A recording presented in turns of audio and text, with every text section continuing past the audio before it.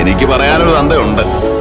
വേറെ ചിലരോടൊക്കെ തന്ത ആരാണെന്ന് ചോദിച്ചാലേ അമ്മ വീട്ടുകാരാണെന്നോ രാജപരമ്പരയാണെന്നോ ദിവാൻ പേഷ്കാരുടെ അനന്തരവനാണെന്നോ ഒക്കെ പറയാനോ. നിന്നെ കൊല്ലാൻ ഇനിയും ഒരു ജീവപര്യന്തം കൂടെ കാത്തിരിക്കാനുള്ള മനക്കരുത്ത് എനിക്കുണ്ട്. നീ എന്റെ ഇന്ദുവിനെ കൊന്നുവല്ലേ? മൂക്കിന് താഴെ രോമം കളിച്ചുകൊണ്ട് മാത്രമാണാവില്ല, ചങ്കൂറ്റം വേണം. എന്റെ സൂസന്നെ നിന്റെ മുന്നിൽ പിടഞ്ഞു വീണ് മരിച്ച അന്നു മുതൽ ഓരോ ദിവസവും ഓരോ നിമിഷവും എന്റെ ഓരോ ശ്വാസവും അറിയുന്നുണ്ടായിരുന്നു രവി മാമൻ. ഗംഗയിൽ നിമജ്ജനം ചെയ്യേണ്ടിരുന്ന ചിതാഭസ്മത്തിന്റെ പരിശോധന നിനക്കറിയില്ല. നിയമത്തോടൊപ്പം നിന്ന് ആ മനുഷ്യൻ കരുണ കാണിച്ചതുകൊണ്ടാണ് നീ ഇപ്പോൾ ജീവിച്ചിരിക്കുന്നത്. ആ മനുഷ്യനെയാണ് നീ നിന്റെ കൂട്ടരച്ച് തല്ലി ജീവച്ചവും പോലെ കിടത്തിയിരിക്കുന്നത്. ഇനി എന്റെ ഉഴവ് നീ എണ്ണി തുടങ്ങിയോ?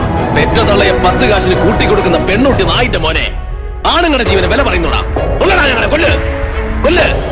നിന്റെ ഭീഷണിക്ക് വേണ്ടി ജീവൻ കൊണ്ട് യാചിച്ചെന്ന് കരുതിയോ? ആയിരങ്ങളുണ്ടാ ഞങ്ങളുടെ പുറയില്.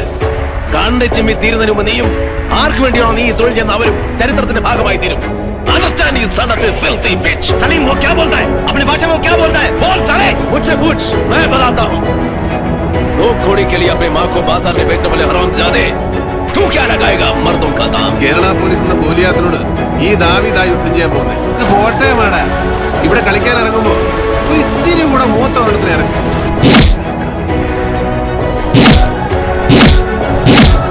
എനിക്ക് അവൾ ജീവനായിരുന്നു. അവൾ എന്റെ ഭാര്യയായിരുന്നു, എന്റെ മോളായിരുന്നു, എന്റെ അമ്മയായിരുന്നു.